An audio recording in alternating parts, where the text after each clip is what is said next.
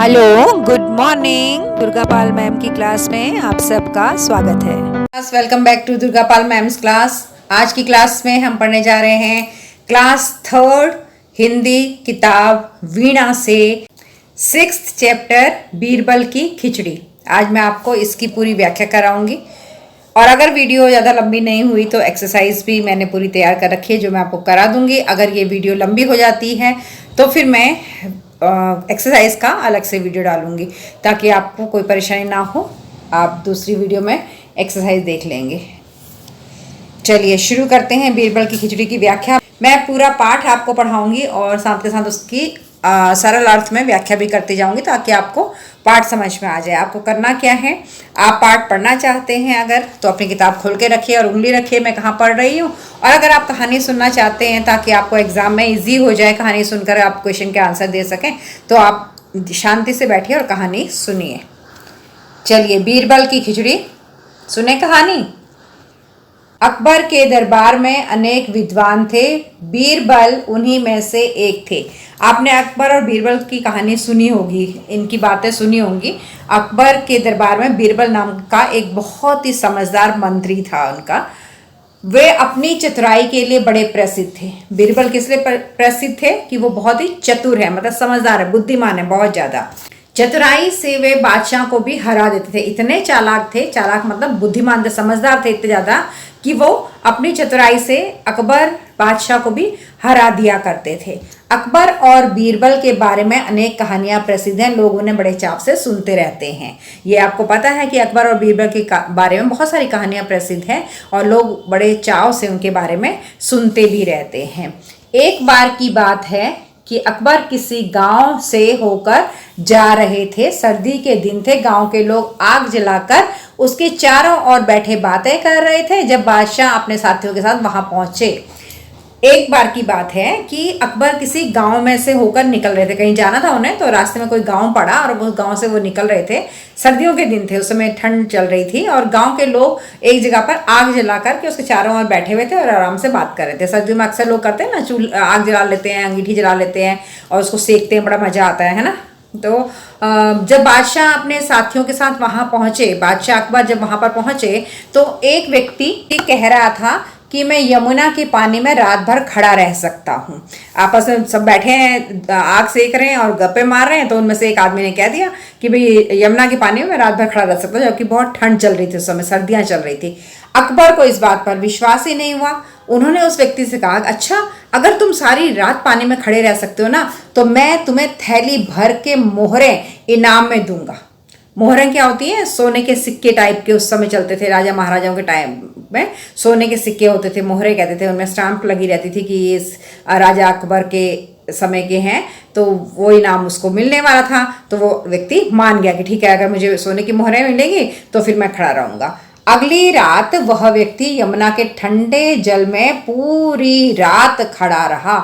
प्रातः वह बादशाह के दरबार में आया। पूरी रात वो इंसान यमुना नदी के पानी में, ठंडे पानी में खड़ा रहा और सुबह, प्रातः का अर्थ है सुबह, सुबह वह बादशाह के दरबार में आया।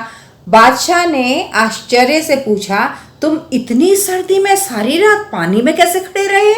उसने नम्रता से उत्तर दिया, बड़े नम्रता से झुक करके, बड़े ठंडे आवाज में इज्जत के साथ उसने उत्तर दिया, महाराज आपके राजमहल से दीपक का प्रकाश आ रहा था। आपके महल में दिया जल रहा था, रात को उसकी रोशनी आ रही थी। प्रकाश का अर्थ है रोशनी, दीपक का अर्थ है दिया, जो हम रोशनी के लिए जलाते हैं, घर के मंदिर में जलाया जाता है या फिर रोशनी के लिए जलाया जाता है। मैं उसे देखते हुए सारी रात पानी में खड़ा रहा। बादशाह ने कहा, तो तुम मेरे दीपक की गर्मी के कारण ही सर्दी से बच सके। अब बादशाह ने अपनी अकड़ दिखाई कि मैं तो राजा हूँ। तो उन्होंने कहा, अच्छा मेरे राजमहल से जो दीपक की गर्मी आ रही थी, दीपक जल रहा था तो गर्मी आएगी उसकी, वो जो दीपक की गर्मी आ रही तुम उस गर्मी के कारण ही ठंड से बच गए। उसकी गर्मी तुम्हें मिल रही थी ना, तो उससे तुम ठंड से बच गए। तुम्हें कोई इनाम नहीं दिया जाएगा। बेचारा सारी रात ठंडे पानी में खड़ा रहा। बताओ, इतनी दूर राजमहल में एक दीपक जल रहा है, क्या उसकी गर्मी मिलेगी उसको पानी में, ठंडे पानी में? तो वो राजा ने उसको इनाम ही नहीं दिया। वह बहुत दुखी हुआ और उदास होकर चला गया। बड़ा परेशान हुआ वो आदमी बेचारा, दुख भी हुआ उसे और उदास होकर के वहां से चला गया। उस समय बीरबल भी दरबार में उपस्थित थे। उन्होंने सोचा इस दुखी व्यक्ति की सहायता करनी चाहिए। बीरबल सब देख रहे थे, सुन रहे थे, उनको लगा ये तो बहुत गलत है। अच्छा देखो बेटा, वहां पे बीरबल के अलावा और भी बहुत मंत्री होंगे और भी बहुत लोग होंगे, लेकिन हर इंसान समय पर जब किसी की मदद करनी हो उस समय खड़ा हो जाए या बोले, रिएक्शन दे, अपना कोई प्रतिक्रिया दे, कोई अपनी सुझाव दे, ऐसा हर इंसान नहीं करता। सब इंसान अब खुद बचना चाहते हैं कि अरे हम राजा के खिलाफ बोलेंगे तो राजा हमें कोई सजा दे देगा, इसलिए इसकी मदद करने की जरूरत नहीं है, ये अपने आप भुगते जो इसका हो रहा है ये जाने। आज का समाज ऐसा ही है, कोई किसी की मदद के लिए खड़ा नहीं होता।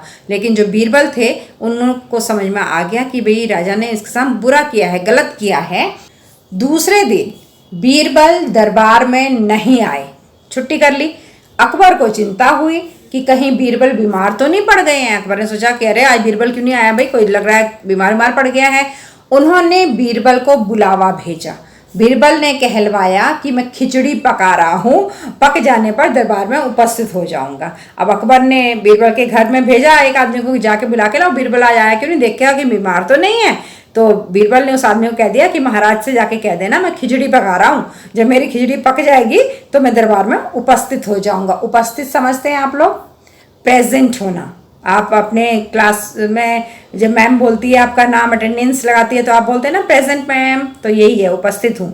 अगले दिन बीरबल को फिर दरबार में ना देखकर बादशाह ने कुछ सोचा। फिर बोले चलो स्वयं ही चलकर देखें कि बीरबल कैसी खिचड़ी पका रहे हैं। अगले दिन फिर बीरबल नहीं आया था। अब बादशाह ने कहा है कल भी खिचड़ी पका रहा हूँ, आज भी नहीं आया, आज भी खिचड़ी पका रहा हूँ और कह के भेजा कि जब पक जाएगी तब आऊँगा, तो इसका मतलब अभी तो पकी नहीं है। तो उसने सोचा कि चलो मैं खुद ही जाकर के देखता हूँ कि बीरबल कैसी खिचड़ी पका रहा है। ये स्वयं, स्वयं का अर्थ होता है खुद, अपने आप।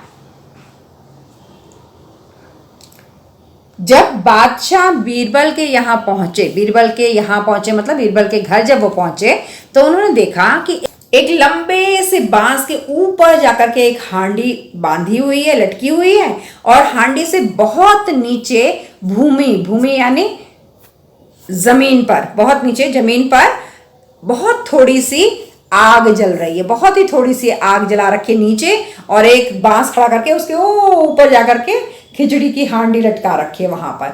बादशाह ने हैरानी से पूछा, बीरबल भला ये खिचड़ी कैसे पक सकती है बताओ तो, आग तो जल रही है नीचे और हांडी तुमने बांध रखी है ऊपर, अब ये बताओ कि ये खिचड़ी पकेगी कैसे?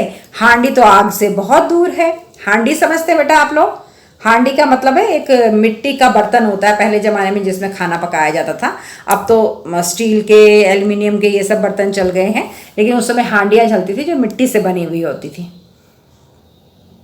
ये देख लीजिए चित्र में दिखा रखा है, ये हांडी ऊपर टंगी है और नीचे ये देखिए आग जल रही है। पक जाएगी ऐसे खिचड़ी? आपको क्या लगता है? बीरबल ने उत्तर दिया, हुजूर अगर वह व्यक्ति राजमहल के दीपक की गर्मी के सहारे सारी रात ठंडे पानी में खड़ा रह सकता है, अगर उस आदमी को उस दिन जो यमुना नदी के पानी में सारी रात खड़ा रहा था, अगर वह व्यक्ति राजमहल के दीपक की गर्मी के सहारे सारी रात ठंडे पानी में खड़ा रह सकता है, तो इस आग से मेरी खिचड़ी क्यों नहीं पक सकती? अकबर को बात समझ में आ गई। उन्होंने दूसरे दिन उस व्यक्ति को दरबार में बुलाया और बड़े सम्मान के साथ उसे मोहरों की थैली भेंट कर दी। तो बच्चों ये थी आपकी स्टोरी बीरबल की खिचड़ी, क्लास 3 वीणा का 6th चैप्टर बीरबल की खिचड़ी, जो मैंने आपको पढ़ना भी सिखाया, कैसे पढ़ते हैं, और उसका अर्थ भी आपको समझा दिया, कहानी सुना दी पूरी।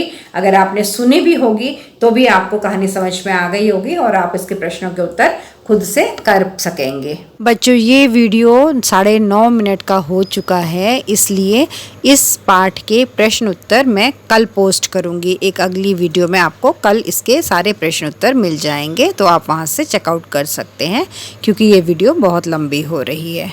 अगर कहानी समझ में आ गई है और पसंद आ गई है, आपको मेरा पढ़ाने का तरीका अच्छा लगा है, तो कर दीजिए 4 काम। पहला काम है वीडियो को लाइक करना, दूसरा है अपने 2 दोस्तों के साथ शेयर करना, तीसरा है दुर्गा पाल मैम की क्लास को सब्सक्राइब करना और चौथा है बेल आइकन को दबा कर रखना ताकि आगे आने वाली वीडियो का नोटिफिकेशन आपको तुरंत मिल जाए। तो अब चलते हैं, मिलेंगे अगली वीडियो में, तब तक के लिए tata, bye bye, love you all. Thanks for attending Durga Pal Ma'am's class. Please like, share, subscribe and don't forget to leave a lovely comment. Thank you.